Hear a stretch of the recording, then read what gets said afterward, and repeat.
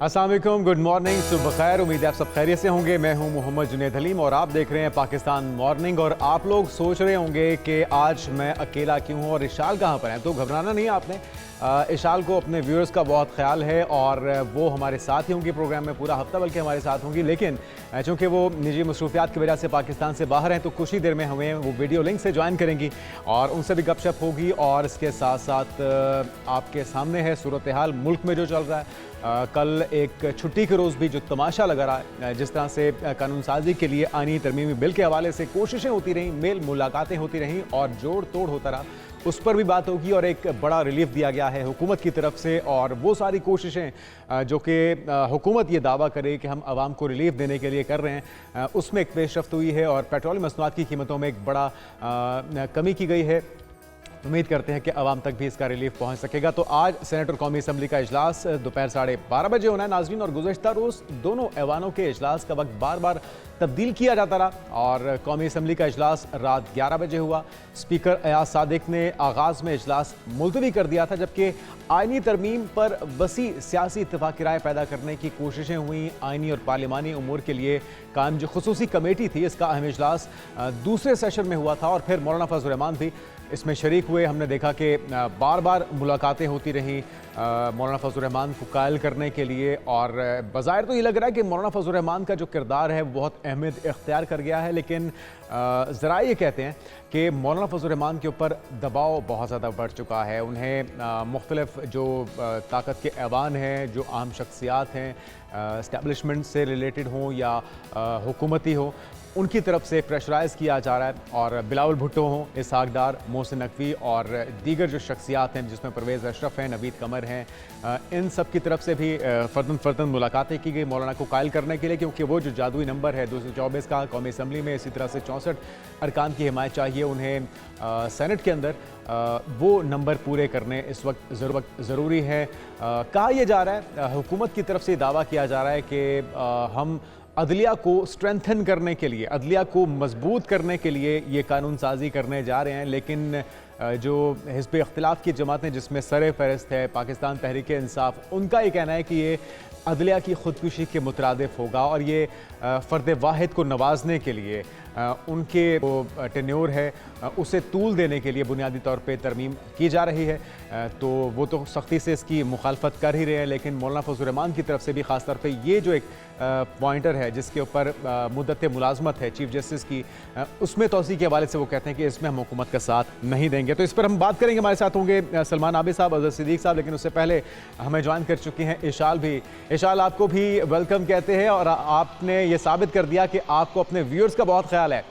बैरून पाकिस्तान जाके भी मुल्क जाके भी आप भूल ही नहीं उन्हें और हमारे प्रोग्राम का हिस्सा है। Thank you Junaid, thank you so much. और मुझे बिल्कुल ऐसे ही है, मुझे सबका बहुत ख्याल है।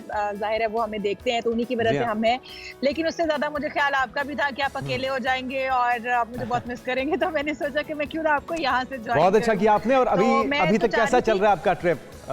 यकीनी तौर पे जो मसरूफियात होती हैं फैमिली के साथ, नींद तो पूरी नहीं होगी, तो सुबह सुबह आपको हमने जगा दिया। नींद तो पूरी नहीं हुई, लेकिन ये है कि मेरे पास आज का दिन पूरा फ्री है, मैं सो जाऊंगी और आराम से मैं अपनी नींद पूरी करूंगी। तो आप खबरें देख रही होंगी कल जो सारा कुछ होता रहा?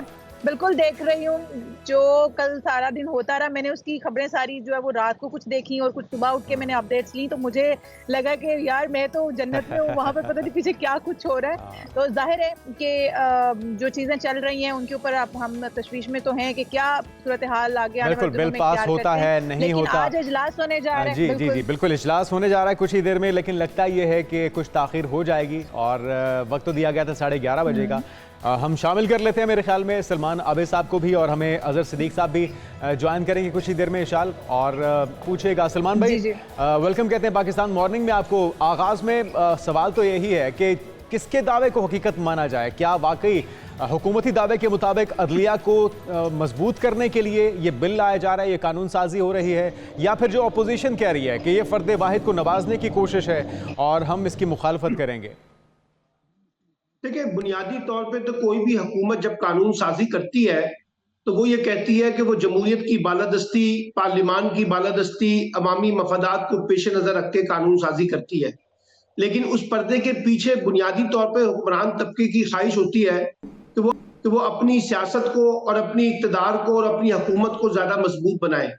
इस वक्त भी जो कानून साजी हो रही है, अगर ये वाकई पार्लियामान की बालादस्ती के लिए है, तो सवाल ये है कि इतनी उजलत में ये कानून साजी क्यों की गई, इतवार ये करने की कोशिश की जा रही है। इतवार वाले दिन, छुट्टी वाले दिन, ना किसी अरकाने पार्लियामेंट को पता है, ना किसी पार्लिमानी जमातों को पता है, ना किसी सियासी जमातों को पता है, ना वजीर कानून को पता है कि ये बिल है क्या, और ना ये बिल प्रेजेंट किया गया कौमी असम्बली में, कैबिनेट में, कायमा कमेटी में, और खामोशी के साथ इस बिल को उजलत के साथ जल्दी में पास करवाने की एक ही दिन में कोशिश की जा रही थी, जो कि यकीनी तौर पे नाकाम हुई है। मौलाना लेकिन सलमान साहब, ये अपना ही किया। मजाक क्यों उड़वाया? छुट्टी के रोज जिस तरह आप भी बात कर रहे हैं कि बिल का मुसवदा भी मौलाना फजल रहमान साहब के जो जमात के लोग हैं उनके पास नहीं पहुंचा था, तो आप क्या पास करवाना चाह रहे थे इतनी राजदारी से? ना अवाम को बताया गया, ना मीडिया को बताया गया, ना ही अपने स्टेक होल्डर्स को बताया गया।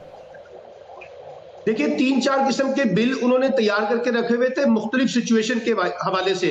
अगर ये सिलसिला होगा तो फिर ये बिल होगा, अगर ये सिलसिला होगा तो ये बिल होगा। इसलिए 2-3 मुख्तलिफ ऑप्शन थे हुकूमत के पास, जो उन्होंने आखिर में शो करने थे, लेकिन हुआ ये कि कल क्योंकि मौलाना फजल रहमान ने मुज़ाहमत की है। सलमान साहब, ये भी देखा जा रहा है कि पीटीआई और जेयूआई और हुकूमती जो इत्तेहाद है, वो जमातें कहती हैं कि हम लोग मशरूत इसके ऊपर एग्री हैं। कौन सी शराइत हैं? मशरूत आईनी कुछ शराइत उन्होंने रखी हैं, तो वो शराइत क्या है जिनके ऊपर वो मुत्तफिक हो जाएंगे, या आने वाले दिनों में हम देख सकते हैं कि वो भी इस बिल के हक में हो? देखिए, आईनी अदालत के बारे में इत्तफाक है पीटीआई में और जेयूआई में और हुकूमत के अंदर कि अगर एक आईनी अदालत बनाई जाती है तो उसकी वो हमायत करेंगे। लेकिन जिस तरीके से जजिस की उम्र में इजाफा करने की बात या एक्सटेंशन की बातें हो रही थी, उस पर पीटीआई का और जेयूआई के तहफ़्फ़ुज़ात हैं। तो इसलिए अब देखना सिर्फ ये होगा कि जब ये बिल पेश होगा असम्बली के अंदर, तो प्रेजेंट होगा, तो पता चलेगा कि शिकवार कौन सी चीजें हैं, क्योंकि इसमें बलूचिस्तान असम्बली की निशिस्तों की तादाद में बढ़ाने का फैसला भी किया जा रहा है, इसमें जजिस की तकरीरी का भी मामला है, और इसमें बड़ी दिलचस्प बात यह है कि वजीर आजम को यह इख्तियार जाएगा कि वो मोस्ट 5 सीनियर जजेस जो हैं उनमें से किसी एक जज को सुप्रीम कोर्ट का चीफ जस्टिस लगाए। तो इसका मतलब है कि सीनियरिटी भी मुतासिर हो सकती है। जो मंसूर अली शाह साहब आने वाले चीफ जस्टिस हैं, मुनीब अख्तर है, उनको भी बाईपास करके 5वें पोजीशन के जज को भी लगाया जा सकता है प्राइम मिनिस्टर की तरफ से। हमने देखा तो इसलिए रिजर्वेशन मौलाना साहब ने वाजे कहा कि हम एक्सटेंशन के मामले पर हुकूमत का साथ नहीं देंगे। चीफ जस्टिस की बात की जाए, वो बारहा कह चुके कि मैं एक्सटेंशन नहीं लूंगा। तो असल मुद्दा क्या है? क्या वाकई एक्सटेंशन की वजह से ये तरमीम लाई जा रही है? और अगर ये कोशिश कामयाब ना हुई तो फिर मकसद क्या है इस तरमीम का? देखिए, बुनियादी तौर पे तो अगर जजिस चीफ जस्टिस की एक्सटेंशन का मसला ना होता तो अब तक ये मामला तो रिजॉल्व हो जाना चाहिए था। लेकिन क्योंकि अभी भी इबाहम मौजूद है और बार बार कहा जा रहा है कि जजिस की जो उम्र है उसमें इजाफा करके उनको तौसीह दी जा सकती है, तो इसका मतलब है जो एक्सटेंशन वाली बात है वो बदस्तूर मेंटेन तो कर रही है। और दूसरी बात यह है कि अगर ये नहीं होता तो फिर हुकूमत के पास एक ही ऑप्शन बाकी रह जाएगा कि वो एक आईनी अदालत की तरफ जाए और 2 किस्म के चीफ जस्टिस हो, एक आईनी अदालत का चीफ जस्टिस हो और एक दूसरी अदालत का चीफ जस्टिस हो। और ये जो 5 जजेस की तकरीरी का मामला है, 5 पैनल का, इसमें से किसी एक ऐसे जज को चीफ जस्टिस लगा दे जो हुकूमत को सूट करता हो। यानी जो इख्तियार कल तक सुप्रीम जुडिशल काउंसिल के पास था कि जो सबसे मोस्ट सीनियर तरीन जज होगा वही चीफ जस्टिस ऑफ पाकिस्तान होगा, वो इख्तियार हुकूमत उनसे लेकर खुद अपने पास रखना चाहती है और वजीर आजम अपनी मर्जी और मंशा के मुताबिक जिसको बेहतर समझे वो चीफ जस्टिस लगाना चाहते हैं। इसके ऊपर रिजर्वेशन है। आज एक और बड़ी खबर भी ब्रेक थ्रू हो सकती है 12:30 से पहले। और वो खबर ये हो सकती है कि सुप्रीम कोर्ट का एक तफसीली फैसला जो मखसूस नशिस्तों के बारे में शायद वो भी सामने आ जाए। और अगर वो सामने आ जाता है तो एक नया टकराव और नया इबाहम भी पैदा होगा। आप देखिएगा, अगर ये खबर दुरुस्त साबित होती है कि तफसीली फैसला कोई 11 बजे 11:30 बजे के करीब जारी होता है तो उससे हुकूमत की मुश्किलात और बढ़ेंगी। नंबर आपको पूरे लग रहे हैं सलमान भाई? इस वक्त सेनेट आपको का लग रहा है मुकम्मल नहीं है और कौमी असेंबली का दायरा भी मुकम्मल नहीं है? आपको लग रहा है कि जो दावा कर रही है हुकूमत, नंबर्स हमारे पास पूरे हैं, वो वाकई उनके पास पूरे हो चुके हैं या अभी तक कोशिशें जारी हैं? देखिए, अगर नंबर पूरे होते तो ये रात को कानून साजी हो जाती, पहली बात। और जेयूआई की मदद के बगैर तो ये कानून साजी नहीं होगी। और अगर जेयूआई भी इनको सपोर्ट करती है तब भी 4 से 5 अरकान इनको मजीद चाहिए पीटीआई से। वो पीटीआई से जब लोग आएंगे तो वो जो डिफेक्शन क्लॉज है, जो अभी सुप्रीम कोर्ट ने वजाहत की है जी। कि ये सब लोग पीटीआई के लोग हैं और ये अपनी पार्टी से हटकर वोट नहीं दे सकते, तो ये चीज भी उनके अंदर रुकावट पैदा करेगी। नंबर गेम तो अभी इस वक्त पूरे नहीं है, जब तक कि मौलाना फजलुर रहमान साहब मुकम्मल तौर पर उनकी हिमायत का ऐलान सलमान साहब, अगर अभी तक नंबर गेम पूरी नहीं है तो मौलाना फजलुर रहमान ये भी कहते हैं कि मुशावरत की जाए मजीद। हो सकता है कि मुशावरत में कुछ ऐसी शराइत रखी जाए या कुछ अपनी डिमांड्स रखी जाए और उसके बाद जो है वो इत्तेहाद दे दें अपना हुकूमत के साथ। क्या ऐसा भी हो सकता है आने वाले टाइम में? जी बिल्कुल हो सकता है। मौलाना फजलुर रहमान साहब काफी जीरक आदमी है, अपनी ताकत के साथ खेलते हैं, अपने मफाद को बड़ा मुकद्दम रखेंगे। लेकिन ये मुमकिन है कि जिस तरह से कल उन्होंने कमेटी के इजलास में कहा कि पहले ये बिल जो है पार्लिमानी पार्टियों को दिया जाए, पार्टियां अपने अपने पार्टियों के अंदर कानूनी माहिरीन से डिस्कस करें, उजलत ना दिखाई जाए, तो हो सकता है ये बिल आज भी मंजूर ना हो सके और इस पे पहले बहस हो कौमी असम्बली के अंदर, कायमा अच्छा, कमेटी के अंदर, और फिर शायद ये आगे जाए। ठीक है। हमें ज्वाइन कर चुके हैं अजहर सिद्दीक साहब, भी माहिर कानून है। अजहर सिद्दीक साहब, बुनियादी तौर पे नज़र में क्या इसमें ऐसा नुकात शामिल हैं, क्या ऐसी शिकें शामिल हैं जिस पे तहरीक इंसाफ को एतराज़ है और उनको लगता है कि ये अदलिया की खुदकुशी के मुतरादिफ होगा? क्योंकि हुकूमत तो ये कह रही है कि अदलिया को मजबूत करने के लिए हम तरमीम लेकर आ रहे हैं। मैं हंसने के अलावा और मुस्कुराने के अलावा और ठट्ठे मारने के अलावा तो कह नहीं सकता। आपको पता है कि जैसे अपना मुनीर मलिक हमारी वकला तहरीक के कायद जो हैं, उनकी तरफ से उठ जाना, वो पिछले इतने 2007 और 9 के बाद खामोश बैठे हुए थे। ये इस बात का सबूत है। चले हम तो सियासी बातें करने की बात है। और वो जस्टिस काजी फाइसा के वकील है, फैसल सिद्दीकी जो है जस्टिस काजी फाइसा के वकील है। मैं तो पहले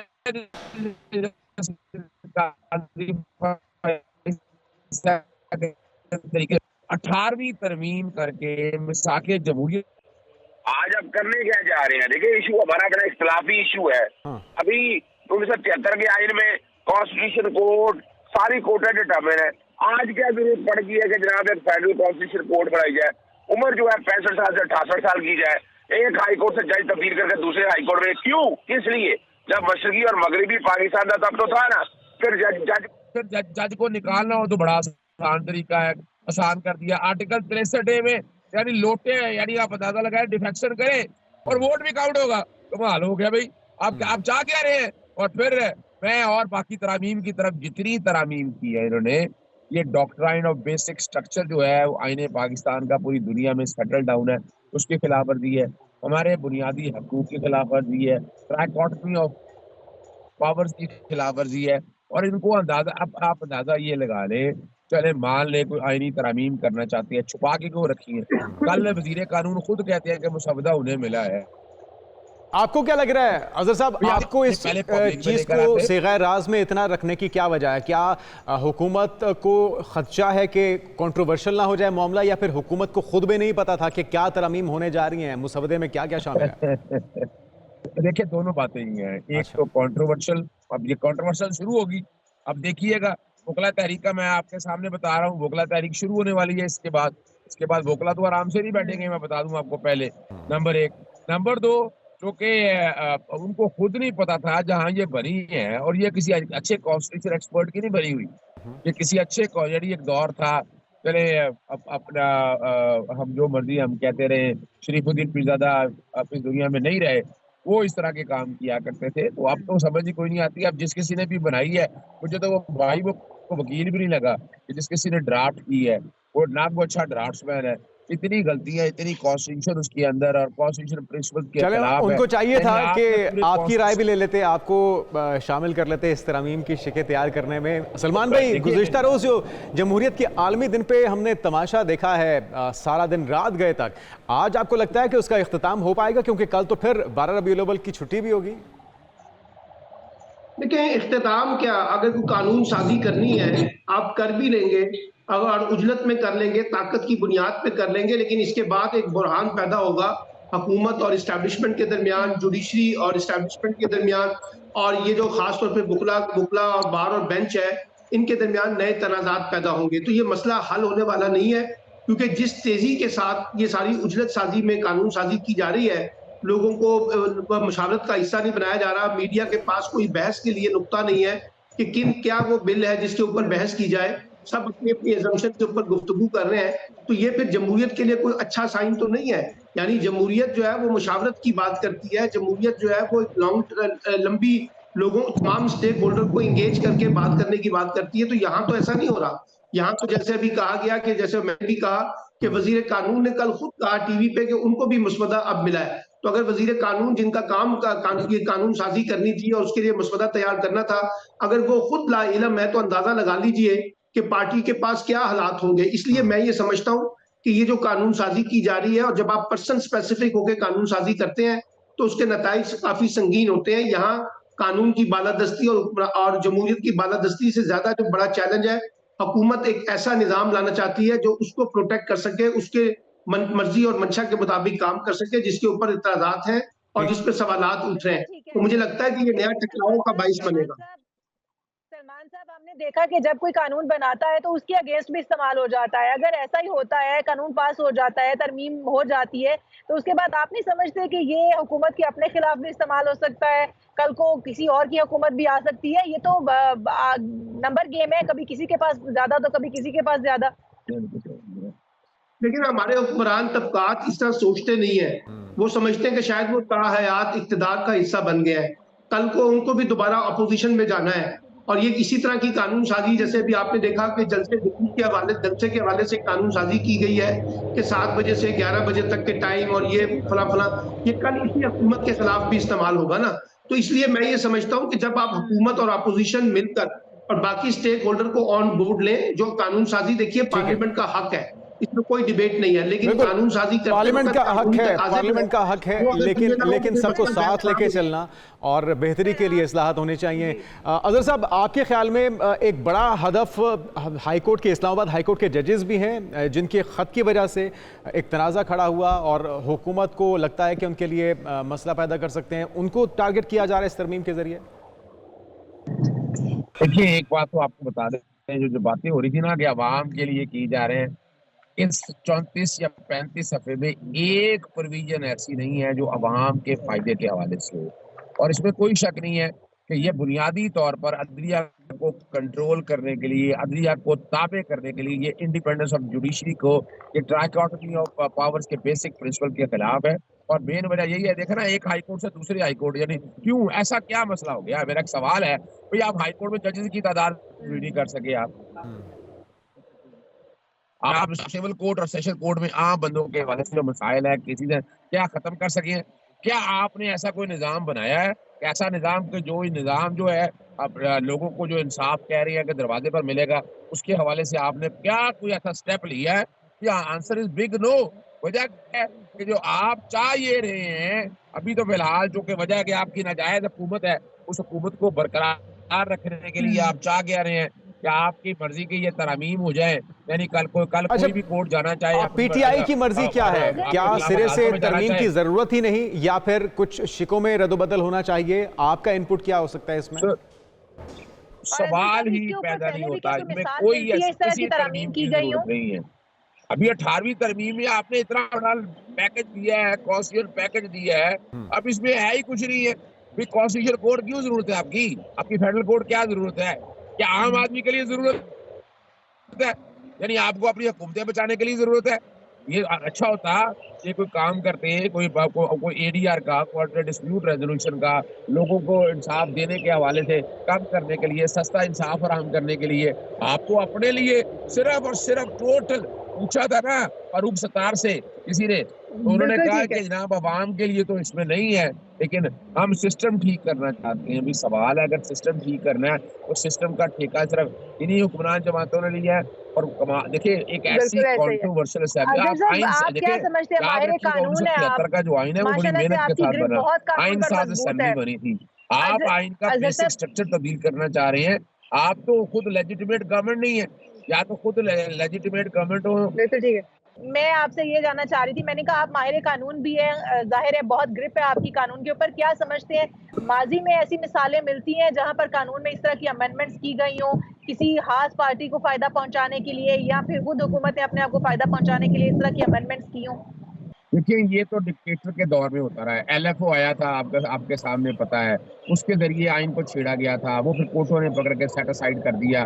माजी में जुल्फकार अली भुट्टो 18वीं मिलाकर इकट्ठा करने के बाद, और मकसद ये था कि आप चाह रहे थे कि एक निजाम बेहतर हो। यहाँ निजाम बेहतर करने के हवाले से तो कोई स्टेप ही नहीं है, ये सिर्फ हुकूमत बचा रही है। यानी 3 एक्सटेंशन यहाँ में 3 एक्सटेंशन याद रख लीजिएगा। एक देखिए और नजर आ गया, मैं पहले दिन से कह रहा हूँ, पहली एक्सटेंशन है जैसे काजी फाइसा को बचाना कैसी है।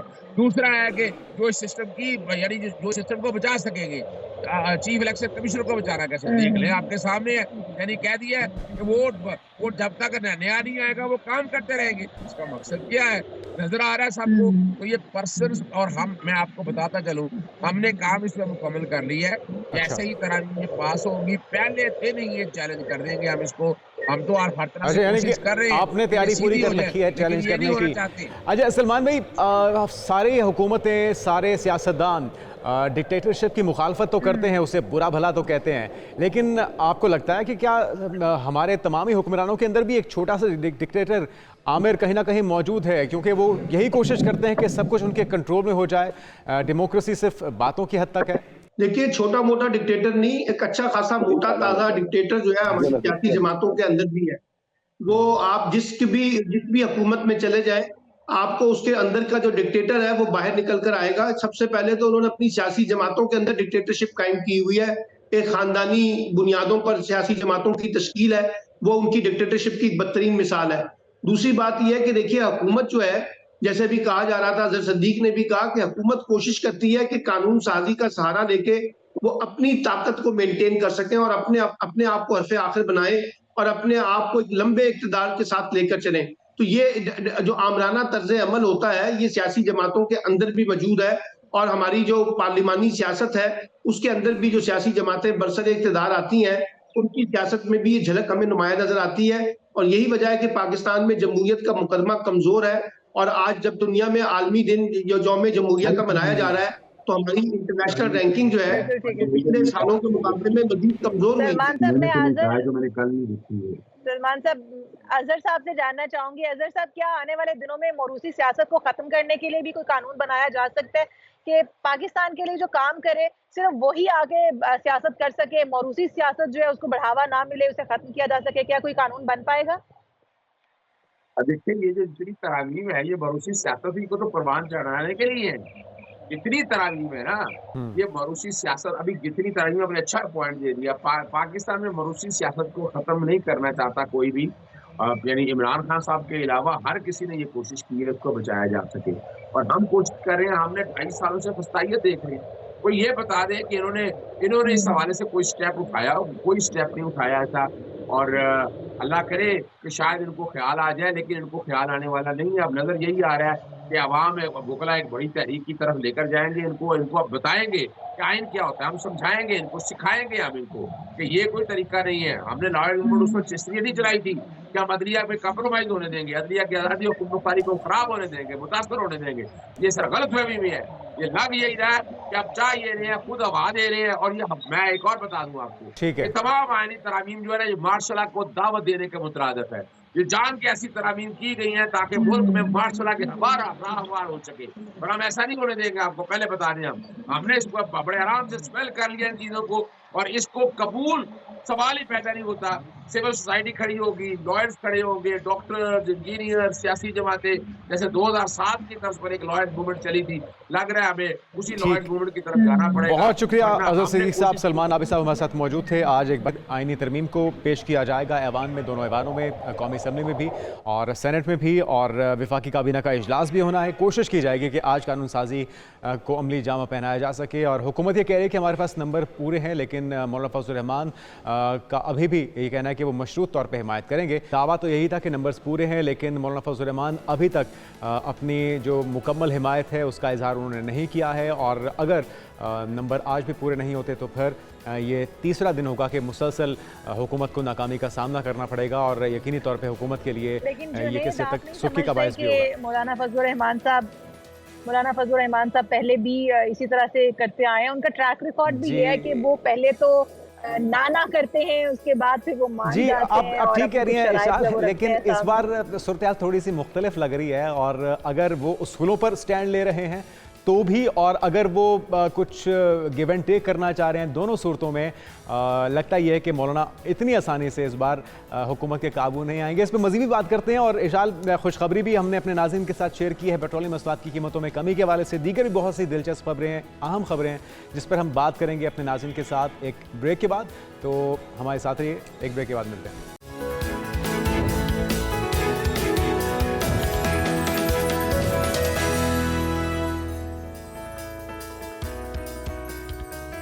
नाज़रीन, वेलकम बैक। कुछ बात हो जाए खेल की, एशियन चैंपियंस ट्रॉफ़ी और इसके साथ साथ जो टूर्नामेंट जारी है जिसके अंदर फैसलाबाद में पीसीबी के ज़ेर-ए-एहतमाम ये वनडे चैंपियंस कप, जिसका बुनियादी तौर पे मकसद ये है कि नए टैलेंट को उभार के सामने लाया जा सके। इससे पहले आपके इल्म है कि जो हॉकी चैंपियंस ट्रॉफ़ी थी एशिया की, वो भी जारी थी। पाकिस्तान और भारत के दरमियान जो सेमीफाइनल था उसके अंदर कामयाबी हासिल की है भारत ने, और एक के मुकाबले में 2 गोल करके भारत ने सेमीफाइनल अपने नाम कर लिया है। अब देखना यह है कि इसका फाइनल में किस तरह से भारत की तरफ से कामयाबी हासिल की जाती है।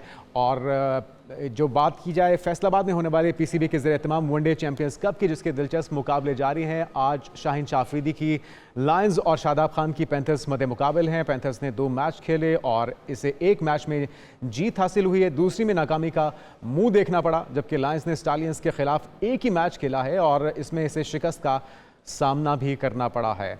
लायंस को कप्तान शाहीन शाह अफरीदी के अलावा अब्दुल्ला शफीक, इमामुल हक, खुशदिल शाह, आमिर जमाल, आमिर यामीन जैसे मंचे हुए खिलाड़ियों की खिदमत भी हासिल हैं। अहमद कुरैशी हमारे साथ मौजूद होंगे, क्रिकेट एक्सपर्ट। अहमद भाई, अभी तक हम देख रहे हैं कि कोई खातिर खा कारकर्दगी सामने नहीं आ सकी।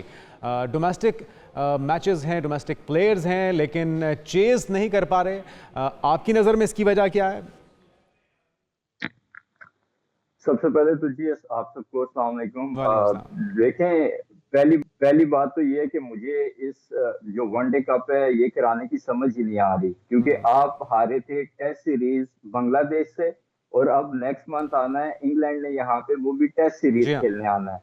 और बांग्लादेश के खिलाफ टेस्ट सीरीज हारने के बाद आपके कप्तान ने प्रेस कॉन्फ्रेंस में ये बात की थी कि हमारे प्लेयर्स की परफॉर्मेंसेस इस वजह से डाउन थी और ये 2 टेस्ट मैचेस की सीरीज हम इस वजह से व्हाइट वॉश हुए हैं, क्योंकि हमारे प्लेयर्स काफी अच्छे से रेड बॉल क्रिकेट नहीं खेल रहे थे। तो जब प्लेयर्स इतने अच्छे से रेड बॉल क्रिकेट नहीं खेल रहे थे तो आपको चाहिए था कोई रेड बॉल का टूर्नामेंट ऑर्गेनाइज कर लेते या कुछ मैचेस रख लेते जिससे आने वाली टेस्ट सीरीज की तैयारी होती। अब आगे टेस्ट सीरीज है, ना कोई आपकी T20 या वनडे सीरीज है और आप वनडे कप करा के बैठ रहे हैं। तो इसकी तो एक तो ये समझ नहीं आता कि पीसीबी के चेयरमैन की जो है ना वो एडवाइजर्स कौन है और कौन इनको ये मशवरे दे रहे हैं। बहरहाल अब जिस तरीके से इन्होंने करवाना था करवा रहे हैं champions one day cup, I think इसका फायदा होना चाहिए और कुछ ना कुछ फायदा नजर भी आ रहा है, क्योंकि बहुत सारे ऐसे प्लेयर्स हैं जिनमें पोटेंशियल नजर आ रहा है कि वो आगे जाके पाकिस्तान को रिप्रेजेंट भी कर सकते हैं और पाकिस्तान क्रिकेट टीम के लिए एक स्ट्रॉन्ग एसेट भी साबित हो सकते हैं। जैसे अब्दुल समद ने बहुत अच्छी परफॉर्मेंसेस दी।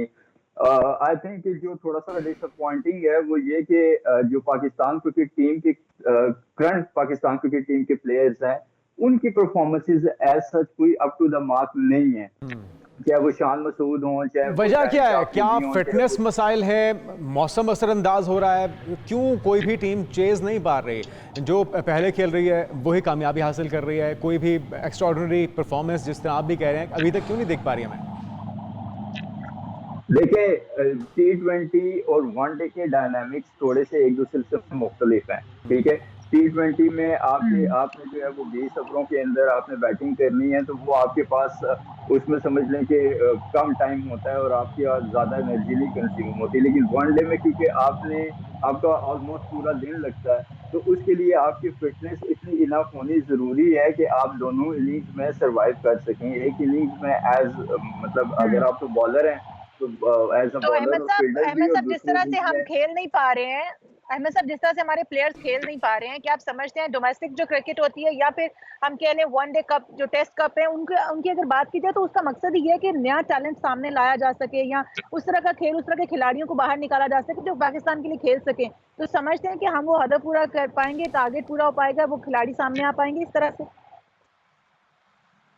देखिए, खिलाड़ी तो सामने आ जाएंगे, लेकिन उन खिलाड़ियों को फिर चांस भी मिले तो बात है ना, क्योंकि हमने देखा है कि अब कामरान गुलाम है, जैसे उसने पहले मैच में अपनी सेंचुरी कर दी, लेकिन कामरान गुलाम तो पाकिस्तान क्रिकेट टीम का काफी अच्छे से हिस्सा रहा है। उसको आप सिर्फ साथ रख के टीम के घुमाते ही रहे हैं, उसको आपने किसी मैच में खिलाने की तो जहमत नहीं की। तो कहने का मकसद ये है कि टैलेंट आपको मिल जाएगा, आपके सामने आ जाएगा। बहुत सारे ऐसे प्लेयर्स हैं जो अपनी परफॉर्मेंसेस के जरिए दिखा देंगे कि उनमें टैलेंट और एबिलिटी है कि वो पाकिस्तान को रिप्रेजेंट कर सके। लेकिन क्या उन प्लेयर्स को पाकिस्तान टीम के स्क्वाड में सिलेक्ट होने के बाद प्रॉपर चांस मिलेगा, उसके ऊपर क्वेश्चन मार्क है। क्योंकि आप अच्छा, अभी अहमद भाई, जो आप बात कर रहे थे कि आगे भी टेस्ट मैच है, पीछे जो नाकामी हुई वो भी टेस्ट मैच में हुई, तो अगर टेस्ट मैच के अंदर हमारी टीम परफॉर्म नहीं कर पा रही तो फिर उसकी बेहतरी के लिए कोई इकदाम कब किए जाएंगे? वनडे के अंदर भी देखा जाए तो परफॉर्मेंस बिल्कुल भी तसल्ली बख्श नहीं है। वनडे के अंदर ना परफॉर्म करने वाले खिलाड़ी किस तरह से टेस्ट में परफॉर्म करेंगे? सवालिया निशान तो वही है क्या, और ये इसी तरह से नाकामियां और इबरतनाक शिकस्त का सिलसिला यूं ही फिर चलता रहेगा? देखें, आप T20 मिस कर गए हैं। T20 में भी हमारी कोई परफॉर्मेंस नहीं है, हम यूएस जिम्बाब्वे तक से तो हार चुके हैं। देखें, कहने का एक मैं आपको बड़ा इतना सिंपल सी रीजन बताता हूँ कि जब तक आपके खिलाड़ियों को ये डर और खौफ नहीं होगा कि हम अगर परफॉर्म नहीं करेंगे तो हम टीम से बाहर हो जाएंगे, तब तक आपकी टीम कभी भी इसी तरह ही चलती रहेगी और आपके प्लेयर्स की परफॉर्मेंसेस भी ऐसी रहेंगी। आप पिछले 2-3 साल में देखें, रमीज राजा चले गए, नजम सेठी चले गए, जका अशरफ चले गए, अब मोहसिन नकवी आ गए हैं, लेकिन ये प्लेयर्स वहीं के वहीं हैं। 4 चेयरमैन जो है वो बदल गए हैं। इसके अलावा मैनेजमेंट, कोचिंग स्टाफ, हर एक चीज बदल चुकी है पाकिस्तान क्रिकेट टीम के सराउंडिंग में। कि इन प्लेयर्स को ये श्योरिटी है कि भाई हम परफॉर्म करें ना करें, हमें किसने टीम से बाहर करना है। पिछले 2-3 साल में कोई ऐसा परफॉर्म नहीं किया तो टीम से बाहर नहीं हुए। तो ये जब तक आप इनका ये जो घमंड है या एक ओवर कॉन्फिडेंस और ये जो एक बदमाशी वाला एक एटीट्यूड है, ये नहीं तोड़ेंगे। देखिए, हार आप वैसे ही रहे हैं, अगर आप इन प्लेयर्स को मुसल्लत कर ही रखेंगे और इनकी एरोगेंस और एटीट्यूड की वजह से हम जो है वो मजीद हारेंगे। तो नए टैलेंट को मौका दीजिए, और बिल्कुल ये मोनोपली तोड़नी होगी, ग्रुपबंदी तोड़नी होगी, जिसकी वजह से, इस खराबी की वजह से ही हमारी जो टीम है ज़बरदस्ती का शिकार है। बहुत शुक्रिया, अहमद कुरैशी हमारे साथ मौजूद थे और तवक्को करते हैं कि नया टैलेंट भी। और असल जो मुद्दा है, जो टेस्ट मैच है जिसमें असल इम्तिहान होता है, असल टैलेंट का पता लगता है, असल परफॉर्मेंस का पता लगता है, उसके लिए भी काम होना चाहिए और उसमें भी यकीनी तौर पर मैनेजमेंट को अपना किरदार अदा करना होगा।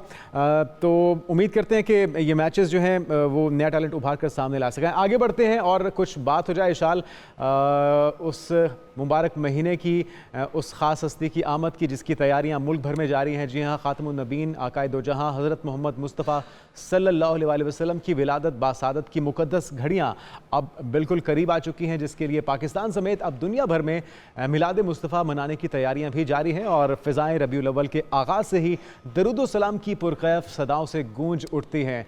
तो ईद मिलादुल नबी सल्लल्लाहु अलैहि वसल्लम में सिर्फ एक रोज़ अब बाकी रह चुका है नाज़रीन, और मुल्क भर में तैयारियां आखिरी मराहिल में दाखिल हो गई हैं और पूरे मुल्क में आशिकाने रसूल जो है वो मजहबी अक़ीदत व एहतराम से मनाने की तैयारियों को हतमी शक्ल देना शुरू हो चुके हैं। तो मुख्तलिफ शहरों का अहवाल जान लेते हैं। हैदराबाद से हमारे साथ मौजूद हैं अली हमज़ा, जो कि ब्यूरो चीफ भी हैं हैदराबाद से। अली हमज़ा, पहले बताइए हैदराबाद में कैसी तैयारियाँ हैं आकाए दो जहां को उनके विलादत के जश्न को मनाने के लिए?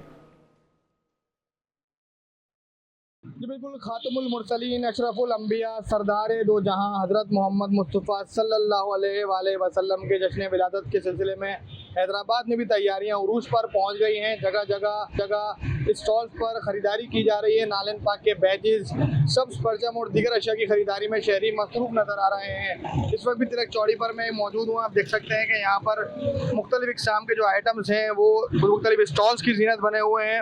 नालन पाक के खूबसूरत बैजेस यहाँ पर रहे, झंडे रखे हुए हैं और कई अशिया ऐसी हैं जो बच्चे पहन सकते हैं और मिलाद की खुशियाँ मना सकते हैं।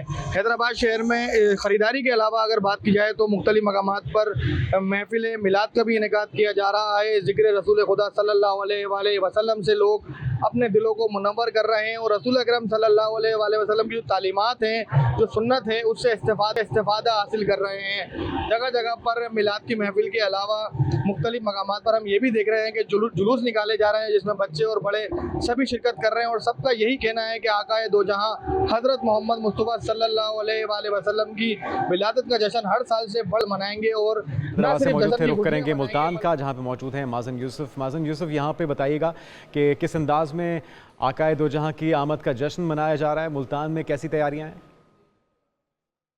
जी, सरकार की आमद मरहबा, आका की आमद मरहबा। जश्न ईद मिलादुन नबी 12 रबीउल अव्वल के हवाले से मुल्तान में जो जनूबी पंजाब की सबसे बड़ी शाहीन मार्केट है, यहाँ पे दर्जनों के हिसाब से स्टॉल्स लगे हुए हैं, ख़रीदारों का भी रश नज़र आ रहा है और जो जश्न की तैयारियां भरपूर अंदाज में जा रही हैं। शहरी मौजूद हैं। जी बताइएगा, क्या कहना चाहेंगे? 12 रबीउल अव्वल की ख़रीदारी कर रहे हैं आप? जी माशाल्लाह, 12 रबीउल अव्वल की ख़रीदारी कर रहे हैं क्योंकि हुजूर की विलादत बासादत का महीना है। जश्न ईद मिलादुन नबी बढ़ चढ़ कर मनाएंगे, जैसे हर साल मनाते हैं, इस साल भी इंशाअल्लाह जश्न ईद मिलादुन नबी मनाएंगे ज़ोर शोर से। क्या क्या ख़रीदारी की है? बच्चों के लिए भी ख़रीदारी कर रहे हैं, क्या कहना चाहिए? बच्चों के लिए झंडे भी लिए हैं, बैच भी लिए हैं और भी कोई चीज़ें वगैरह लेनी है अभी।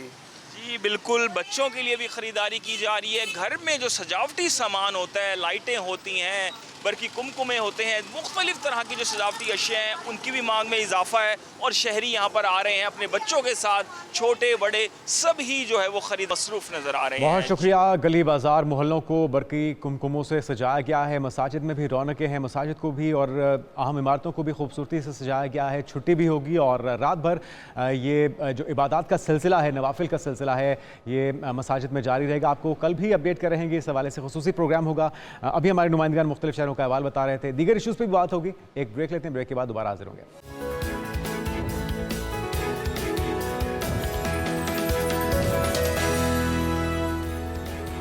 ब्रेक के बाद नाज़रीन आपको कहेंगे खुशामदीद, गुड मॉर्निंग। उम्मीद करते हैं आपकी सुबह खैरियत से गुजर रही होगी। और इशाल भी हमारे साथ मौजूद हैं दुबई से। इशाल, आपको याद होगा कि पिछले हफ्ते हमने अपने नाज़रीन को एक गाना सुनाया था। आतिफ असलम की आवाज़ तो थी लेकिन थे वो डॉक्टर सरमद, और आज हमारे ऑडियंस की भरपूर फरमाइश पे हमने डॉक्टर साहब को मदऊ किया अपने स्टूडियोज़ में। तो डॉक्टर सरमद हमारे साथ मौजूद हैं। डॉक्टर साहब, वेलकम टू पाकिस्तान मॉर्निंग। हमने जब वो आवाज़ सुनी तो हमें भी मुगालता लगा और यकीनी तौर पे जो आपके फ़ैन्स हैं, सुनने वाले हैं, वो भी इसी कन्फ्यूजन में होंगे कि आवाज़ तो आतिफ असलम की है, गुनगुना कोई और रहा है। तो ये क्या माजरा है? आप डॉक्टर भी हैं, आतिफ असलम के फ़ैन भी हैं और मौसीकी का शौक़ भी है, किस तरह से मैनेज करते हैं सारी चीज़ें? बस आपको पता है टाइम मैनेजमेंट होती है बेसिकली। ये सारी जो वीडियोस मेरी वायरल हो रही हैं, ये बहुत पुरानी वीडियोस हैं। अच्छा। मैं स्टूडेंट लाइफ में था और जब मैं डॉक्टर बन चुका उसके बाद आपको पता है एज अ डॉक्टर बच्चों का वो भी टाइम मैनेज करना थोड़ा सा मुश्किल होता है। तो जब मैं छोटा था तब मैं आतिफ असलम के गाने सुनता था और उसके साथ साथ जब गाता था तो मेरे फ्रेंड्स और मेरे कज़न्स वगैरह मुझे कहते थे, यार आपकी आवाज़ आतिफ असलम जैसी मिलती है। तो तब यानी कि आप अपने आपके पेशेंट क्योंकि बच्चे हैं तो कभी बच्चों को बहलाने के लिए साथ साथ गाना गा रहे हैं, गुनगुना रहे हैं और साथ साथ आप ट्रीटमेंट कर रहे हैं, ऐसा भी होता है? कुछ पेशेंट्स आते हैं वो कहते हैं हम आपकी वीडियोस देखते हैं। अच्छा। लेकिन ज़्यादा मैं क्लिनिक में प्रोफेशनली रहता हूँ। ठीक है। तो ये किस तरह से मतलब बच्चों को ट्रीटमेंट करना, उनके साथ मतलब उस लेवल पे जाके उनको ट्रीट करना, ये भी बड़ा एक भारत वाला काम है। और फिर अपने शौक़ के लिए भी टाइम निकालना, ये कैसे कर लेते हैं? बस इसमें आपको बताया जैसे टाइम मैनेजमेंट ही होती है कि आपने जो है ना, मैंने टाइम मैनेज किया होता है कि मैंने 9 से 1 ये करना है, 1 से 4 ये करना है, 4 से 9 ये करना है। तो वो अगर प्लानिंग होती है तो आप सारे काम मैनेज कर सकते हैं। ये जो लोग कहते हैं जी हमसे टाइम मैनेज नहीं होता, हम बहुत बिजी हैं, मेरे नज़दीक अब अगर आप तरीके से मैनेज करें तो आप सब कुछ कर सकते हैं। तो शौक गाने का, गुनगुनाने का बचपन से ही था? आम कह सकते हैं, यस। अच्छा, शाल मेरे ख्याल में पूछना चाह रही है कोई एल्बम भी आ रहा है क्या प्रोफेशनल? नहीं, मैंने आपको बताया कि मेरा ब्रेड एंड बटर आपको पता है एज अ डॉक्टर मैं मोर प्रोफेशनल उसके अंदर हूँ और मेरे सारा फोकस अभी अपनी फील्ड में है। ये जस्ट एक हॉबी की तरीके से मैंने शुरू किया था और एज अ हॉबी मैं इसको लेके चलता हूँ। मैंने कभी इतना सोचा नहीं कि मैं कोई एल्बम या इसको बड़े प्रोफेशनल लेवल पे लेके जाऊंगा। हॉबी के तरीके से था तो इंशाल्लाह उसको एज अ हॉबी ही रखने का। लेकिन सरमद अगर पजीराई मिलती है तो यकीनी तौर पर एक आर्टिस्ट जो होता है उसका दिल चाहता है कि लोग उसे सराहें और वो फिर उसको बाय प्रोफेशन भी आगे लेकर चले। तो क्या आपको नहीं लगता कि जिस तरह से लोग आपको सोशल मीडिया पर इतना पसंद कर रहे हैं, बल्कि टैग करते हैं आतिफ असलम को भी आपके गाने और नीचे कमेंट्स में भी आपको आतिफ असलम ही कहा जा रहा है, तो नहीं आप समझते कि आगे आने वाले दिनों में आप डॉक्टरी साथ साथ रखें, आप साथ में इसको भी बाय प्रोफेशन ज्वाइन कर सकते हैं? हाँ, आपको पता है फ्यूचर तो किसी ने प्रेडिक्ट किया नहीं होता, तो I don't know about the future. अगर फ्यूचर में कोई ऐसा कोई होता है, लेकिन स्टिल एज डॉक्टरी का छोड़ने का मेरा कभी भी माइंड। और मुलाकात भी हुई आपकी आई थिंक हदीका कियानी के साथ, आतिफ असलम के साथ, वो मुलाकात इत्तेफाकन थी या आपने ख्वाहिश का इजहार किया मुलाकात? नहीं, इत्तेफाकन नहीं। अच्छा। आतिफ असलम से जब मेरी फर्स्ट टाइम मुलाकात हुई तो सेंटोरस मॉल के अंदर में गया हुआ। अच्छा। तो उधर वो अपने कज़न्स और भाई के साथ मेरा ख्याल है वो जा रहे थे, तो मैंने उनको पहचान लिया और मैंने उनको बताया कि I just want to have a picture with you. और वो कहते हैं कि चलो, बड़े अच्छे तरीके से उन्होंने मुझसे बात की। अच्छा। पिक्चर ली और अगली दफ़ा जब लगभग 6-8 महीने के बाद मैं दोबारा एक कॉन्सर्ट पे मिला उनसे, तो मैंने उनको दिखाया कि आपसे मेरी मुलाकात 6 महीने पहले भी हुई थी, तो उन्होंने पहचान लिया। बिल्कुल कहते हैं बिल्कुल याद है, उधर भी तुमने बहुत तंग किया था। चलें कुछ हो जाए ज़रा आतिफ असलम की आवाज़ में, और बल्कि आपकी आवाज़ और सुना दे हमें। तो सरमद भाई, हमें तो बिल्कुल ही पता नहीं लग रहा कि आतिफ असलम है या आप है, तो ये कोशिश करके आवाज़ को उसी पिच के साथ मैच किया है या ये कुदरती तौर पे ऐसा हो गया? I don't know about it.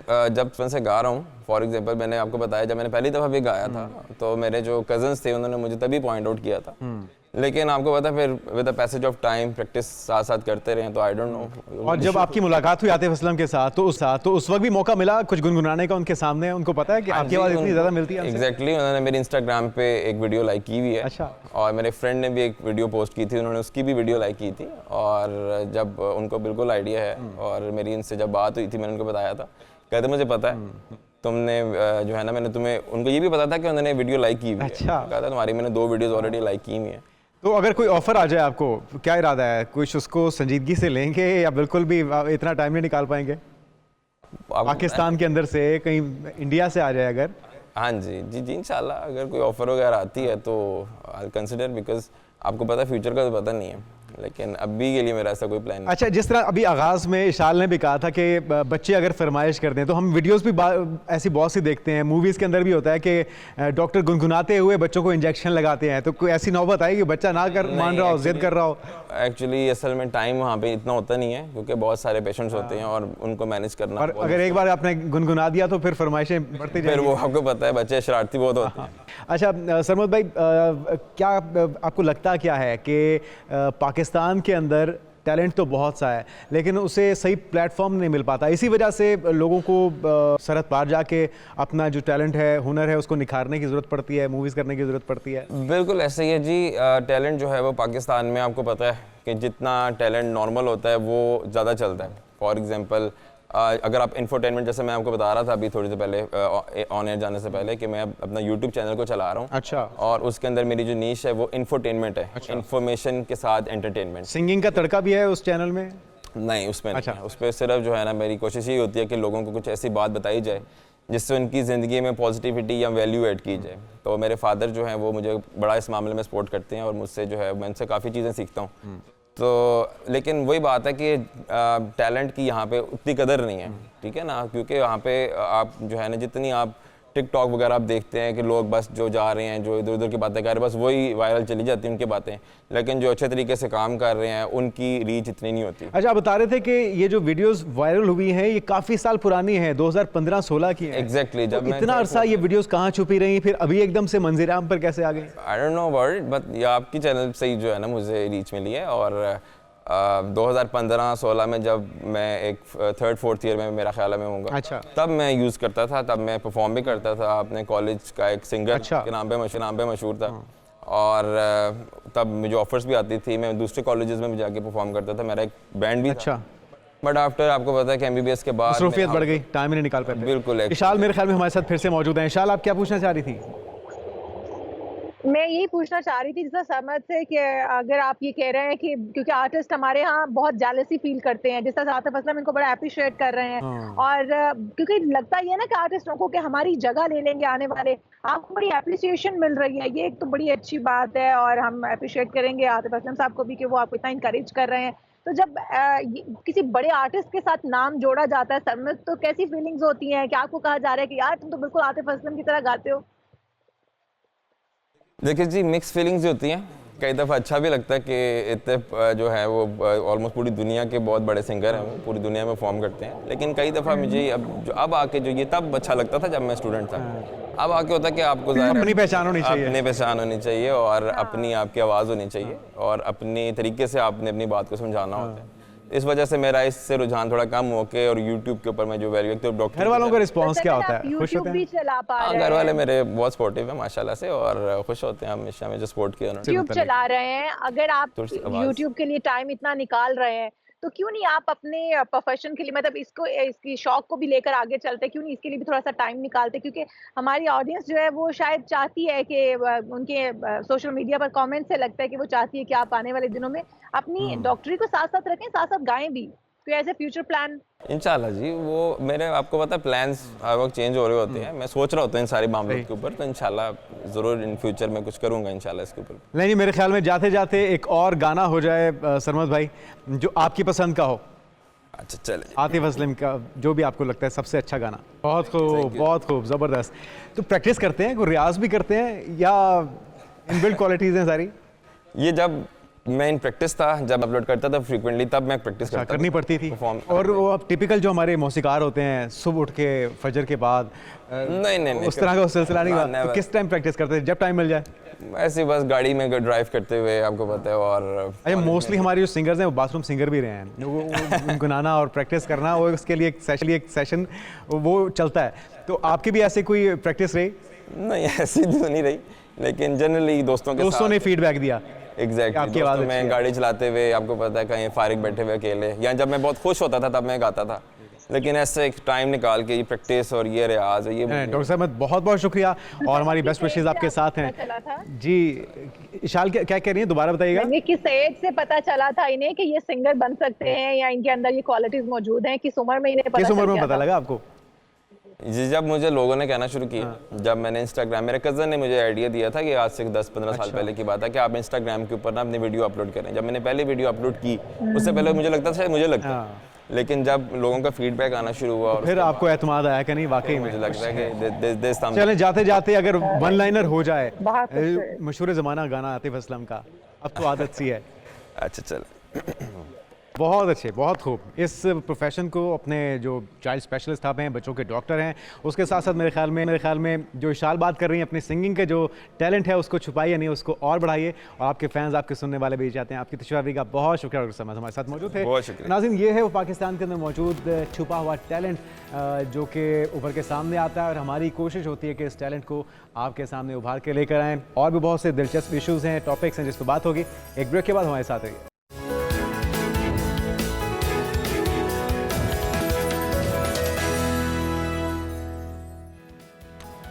नाज़रीन, वेलकम बैक। और अब कुछ बात हो जाए सितारों के हाल की, और ये वो सेगमेंट है जिसका आपको शिद्दत से इंतज़ार होता है कि आपका आखिर आने वाला हफ्ता कैसा रह सकता है, किन किन चीज़ों की एहतियात बरतनी है और किन किन चीज़ों से ख़तरात हो सकते हैं, किसके लिए हफ्ता अच्छा रहेगा, किसके लिए मुश्किलात का बायस बनेगा। तो सारी चीज़ें जानने के लिए इशाल हमारे साथ मौजूद हैं।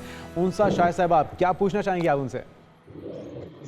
हाँ बिल्कुल, मैं उनसे आपसे यही जानना चाहूंगी, क्योंकि पहली बात तो हम हर बार ये कहते हैं अपने ऑडियंस को कि इसको आपने हतमी राय नहीं मानना, इसको लेकर आपने कोई मतलब आप वे आउट देख सकते हैं कि इस खतरे से बचा कैसे जा सकता है, क्या बेहतरी लाई जा सकती है, क्या आपको इन्वेस्टमेंट करनी है कि नहीं करनी है। तो उनसे हम आपसे यही जानना चाहेंगे आज का हफ्ता क्या कहता है। पहले सितारे से स्टार्ट ले लें और हमें तमाम सितारों के बारे में बताएं कि हमारे जो ऑडियंस है वो देख पाएं कि वो आगे के लाए अमल जो तरतीब दे पाएं उसके हिसाब से। जी, अस्सलाम वालेकुम, गुड मॉर्निंग एवरीवन। और यहाँ पर जो पहला स्टार है एरीज से स्टार्ट करते हैं, जिसको बुर्ज-हुमल भी कहा जाता है। यहाँ पर एम्परर की एनर्जी है और मुझे लगता है एरीज वाले अपनी हिम्मत से अपने काम करते हुए नजर आ रहे हैं। पहले जो किन चीज़ों में उनको नाकामी होती थी या मामलात उनके डिले हो जाते थे, चाहे वो शादी के मामलात हो, चाहे जॉब के मामलात हो, चाहे फाइनेंशियल इशूज हो, अब मुझे लगता है कि उनके काफ़ी इस हफ्ते बेहतरी नज़र आ रही है। थोड़ा सा स्पिरिचुअल जो है वो भी पोजीशन उनकी बहुत स्ट्रॉन्ग नज़र आ रही है कि अल्लाह से कनेक्शन एरीज वालों का काफी स्ट्रॉन्ग नजर आ रहा है, यानी कि मजहब की तरफ इनका रुझान रहेगा। एरीज के लिए चीजें पहले से बेहतर दिखाई दे रही हैं, पहले से बेहतर काफी, और उन्होंने अपनी हिम्मत से चीजों को बेहतर किया है, अपनी कोशिश से, अपनी विल पावर से चीजों को बेहतर बना रहे हैं। अब टॉरस की बात करते हैं, और टॉरस वालों के लिए जो कार्ड है 7 ऑफ पेंटिकल्स का कार्ड है, तो टॉरस वालों के लिए इस हफ्ते थोड़ा एहतियात करें, स्पेशली फाइनेंशियल मामलात को लेकर एहतियात करें, कहीं पे इन्वेस्ट नहीं करें, किसी को पैसे नहीं दें, और कोई भी लेन देन पैसों की ना करें तो बेहतर है। खर्चा सोच समझ के करना है टॉरस ने। जी, प्रॉपर डॉक्यूमेंटेशन होनी चाहिए उनकी, जो अदरवाइज जो है कोई उनको धोखा दे सकता है, कोई इनको चीट कर सकता है, और पैसों में उनको लॉस हो सकता है। तो और अगर किसी के साथ रिलेशनशिप बनाते हैं या दोस्ती करते हैं तो भी उनको धोखा मिल सकता है। तो कोई भी ऐसी चीजों में बहुत ज्यादा उन्होंने मोहतात रहने की जरूरत है, हर तरह से मोहतात रहने की जरूरत है। पैसों का मामला हो चाहे रिलेशन हो। यहाँ पर जो जेमिनाई के लिए कार्ड है किंग ऑफ सोर्ड का कार्ड है, और ये कहता है कि जो भी फैसला करें अपनी जिंदगी में प्रैक्टिकल होना चाहिए, इमोशनल फैसला नहीं होना चाहिए। शादी के मामला के बहुत अच्छे रहेंगे, शादी होने के काफी अच्छे चांसेस हैं। कारोबार में भी जो है वो तरक्की नजर आ रही है, पैसों में भी उनको मुनाफा हो सकता है, लेकिन अगर सोच समझकर चलेंगे, प्रैक्टिकल होकर चलेंगे और जज्बात में आकर कोई ऐसा फैसला नहीं करेंगे तो हर लिहाज से उनको कामयाबी ही मिलेगी। सफर भी मुझे नजर आता है, दिमाग दोनों खुले रखने पड़ेंगे। जी बिल्कुल, अपना दिमाग उड़ा के दोनों खुली रखनी पड़ेगी। ठीक है, खुला रखें, हाजिर रखें, और जो है वो जो भी फैसला करें, जो भी काम करें, चाहे कोई नौकरी कर रहे हैं, चाहे सफर पे जाना है, चाहे लव रिलेशनशिप के मामलात हैं, वो सोच समझ के करें, भी प्रैक्टिकल। ठीक है।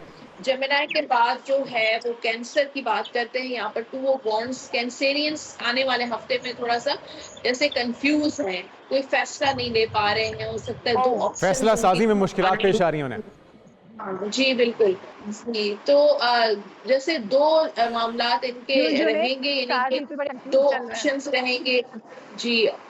कोई भी चीज फैसला करने में उनको प्रॉब्लम होगी, चाहे हो सकता है 2 प्रपोजल इनके आ जाएं, 2 इंसान इनकी लाइफ में हो और सोचें कि कौन सा उनको लाइफ पार्टनर ऐसा लेकर चलना चाहिए, तो कंफ्यूजन्स रहेंगे और उनके मामला थोड़े से डिले भी रहेंगे, चाहे बिजनेस हो, चाहे जॉब हो, चाहे रिलेशनशिप हो। इंतजार करना चाहिए उनको, जल्दबाजी का मुजाहरा नहीं करना चाहिए। ठीक, कैंसर की बात किसकी बारी है अभी? लियो की बात करते हैं। यहाँ पर 6 ऑफ वॉन्ड्स का कार्ड है, और कार्ड जो है ये बहुत अच्छा कार्ड है, ये बहुत पॉजिटिव कार्ड है, ये खुशियों का कार्ड है, यानी कि लियो वालों का आने वाला टाइम खुशियों है। इशाल आपके लिए खुशियों का टाइम आने वाला है, तैयार हो जाइए। जबरदस्त जबरदस्त। वेकेशंस तो आपकी चली रही हैं। जी, शादी की खुशियां मिल सकती हैं, जॉब से रिलेटेड खुशियां मिल सकती हैं, प्रमोशन उनकी हो सकती है, पैसों का फायदा हो सकता है अगर बिजनेस करते हैं, यानी कि सब अच्छे की रिपोर्ट है। ट्रैवल करेंगे, सफर में उनके लिए आसानियां पैदा होंगी। तो जिस काम में भी हाथ डालेंगे लियो वाले, उनको कामयाबी ही कामयाबी मिलेगी। तो लियो वालों की उनकी किस्मत का जो सितारा है वो उस पर दिखाई दे रहा है, उरूज पर नजर आ रहा है। तो लियो वालों के बड़ी हर काम में गुड लक नजर आ रही है, माशाल्लाह। अच्छा जी, अब वर्गो की बारी। जुनेद, ये सब सुनने के बाद मेरा दिन वैसे ही अच्छा हो गया। हाँ चलें, ये तो अच्छा है। अच्छा, लियो है आपका साथ। हाँ जी, शाल का लियो है। जी जी जी। अब मेरी बारी है, वर्गो के बारे में बताइएगा जरा।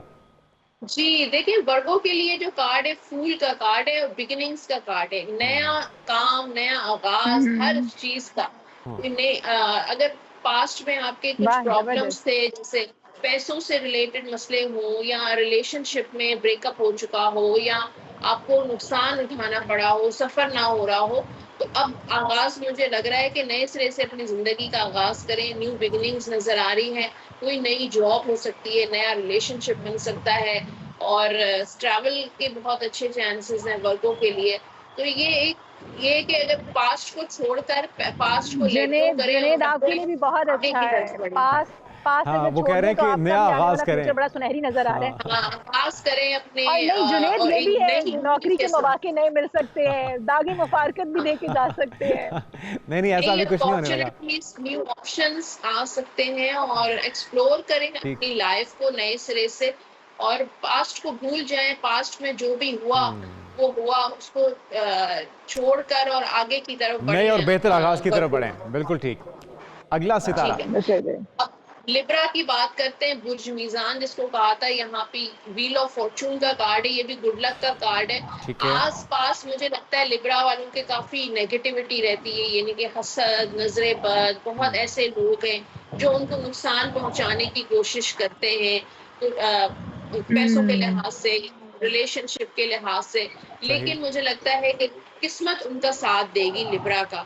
तो ठीक है, लोगों से थोड़ा बच के रहना चाहिए, अपने जो पर्सनल मामलात हैं उनको अपने हद तक रखें, लोगों से शेयर मत करें। अगर आज आपका अच्छा वक्त नहीं चल रहा तो आने वाला वक्त जो है वो आपके लिए अच्छा रहेगा, क्योंकि वक्त कभी भी एक जैसा नहीं रहता।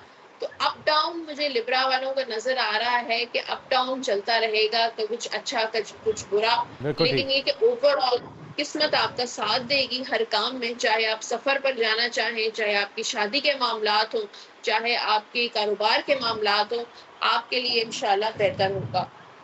अच्छा अब स्कॉर्पियो की बात करते हैं, बुर्ज अक़रब की।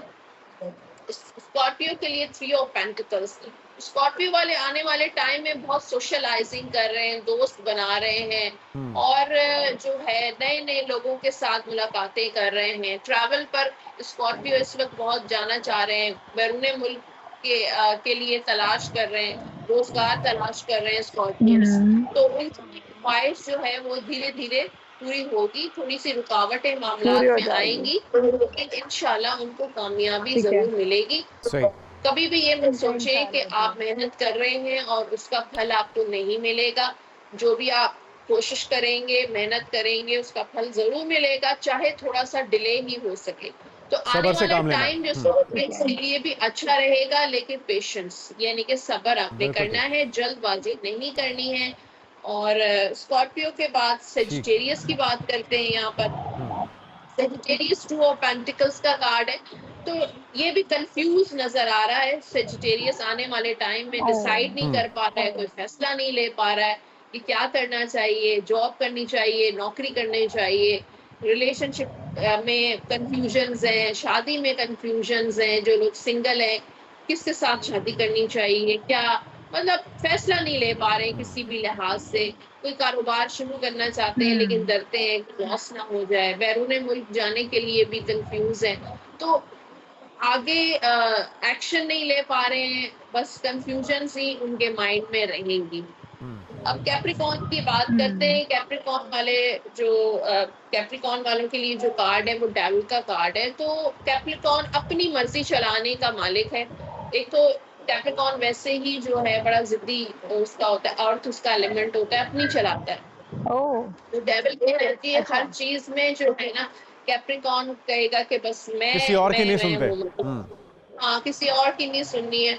तो वैसे तो पॉजिटिव एनर्जी नजर आ रही है, लेकिन दूसरों को कंट्रोल करना छोड़ दें, अपनी लाइफ को कंट्रोल करना छोड़ दें। और अगर कोई काम इस वक्त पे आपके नहीं हो पा रहा तो आगे हो जाएगा। उनके लिए भी यही आ रहा है कि पेशेंस रखें, तहम्मुल से काम लें। हाँ, और शादी के मामलात भी कैप्रिकॉर्न वालों पॉजिटिव रहेंगे। सफर भी इनका मुझे नजर आ रहा है। सेहत का कैप्रिकॉर्न वालों को बहुत ख्याल रखना है, क्योंकि हेल्थ इश्यूज उनके हो सकते हैं, स्पेशली पेट से रिलेटेड, स्टमक से रिलेटेड मसले हो सकते हैं। तो ओवर थिंकिंग जो ये कैप्रिकॉर्न बहुत ज्यादा कर रहा है, उसको थोड़ा सा बैलेंस करें और अल्लाह ताला पे मामलात छोड़ें। अब एक्वेरियस की बात करते हैं। एक्वेरियस वालों के लिए एस ऑफ वॉन्ड्स बहुत एक्टिव लग रहा है, बहुत सारे काम कर रहा है, मल्टीटास्किंग बने हुए हैं एक्वेरियस। वो चाहते हैं कि बिजनेस भी करें, जॉब भी करें, खूब पैसा कमाएं, ट्रैवल भी करें।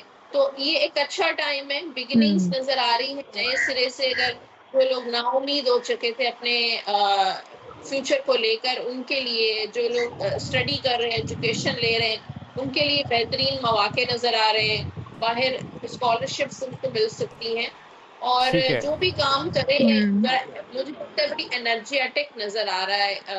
एक्वेरियस बढ़ चढ़कर काम चलें जी, करेगा, आगे बढ़कर ज़शा काम बहुत करेगा। शुक्रिया और उम्मीद करते हैं आपके इन सारे जो सितारों का अहवाल है इस पे अमल करके हमारे नाजरीन अपने हफ्ते को बेहतर बना सकेंगे, अपनी प्लानिंग को बेहतर बना सकें। लेकिन आपने इस पे इस हद तक भरोसा करना है कि आप इससे मदद ले सकते हैं, लेकिन इस पे ब्लाइंड ट्रस्ट नहीं करना, इससे सिर्फ रहनुमाई लेनी है। लेकिन जुनैद जिस तरह से बता रही थी अंसा कि कैंसर जो बड़ा कंफ्यूज चल रहा है, मुझे लगता है हमारी हुकूमत का तारा जो है वो भी कैंसर है, क्योंकि वो भी हमारी बहुत हुकूमत कंफ्यूज की दिखाई दे जो रहे हैं फैसला साजी में। कुर्सियां ठीक कहा हैं और आपने। बड़ी बहुत कंफ्यूज और एकदम इस्तेहकाम का शिकार है, तो मुझे लगता है उनका तारा जो है वो भी गर्दिश में है, उन्हें भी थोड़ा संभल उम्मीद कर करते हैं खेलना ये जो चाहिए, मशवरा मोहतात दिया खेलना इंसान ने इस पर चाहिए। अमल करेगी हुकूमत भी और हमारे नाजरीन भी। एक ब्रेक लेते हैं, ब्रेक के बाद हाजिर होते हैं, दीगर इश्यूज पे बात होगी।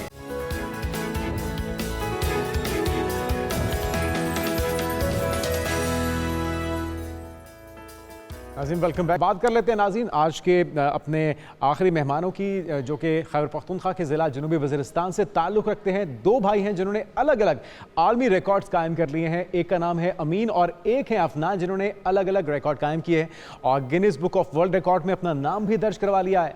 तो 14 साल अमीन ने 5 किलो वज़न के साथ 1 मिनट में 100 की स्ट्राइक करके अमरीका का 83 फी स्ट्राइक का वर्ल्ड रिकॉर्ड तोड़ा है। और अमीन के बड़े भाई हैं 17 साला अफनान, जिन्होंने 1 मिनट में 87 नंचकू ट्रायंगल का रिकॉर्ड 100 नंचकू ट्रायंगल से तोड़ दिया है। तो दोनों ही रिकॉर्ड बनाने में कामयाब रहे हैं, बड़े ही मुश्किल रिकॉर्ड से। ताहम अफगान और अमीन ने मेहनत की और उनका फल उनको मिल चुका है। और आपको ये भी बताते चलें कि ये तालिब इल्म है जो 100 गिनीज वर्ल्ड रिकॉर्ड बनाने वाले इरफान महसूद, उनके शागिर्द हैं। उनका जो क्लब है वो पहले ही बहुत से रिकॉर्ड्स अपने नाम कर चुका है। तो दोनों को वेलकम कहेंगे, अफनान और अमीन।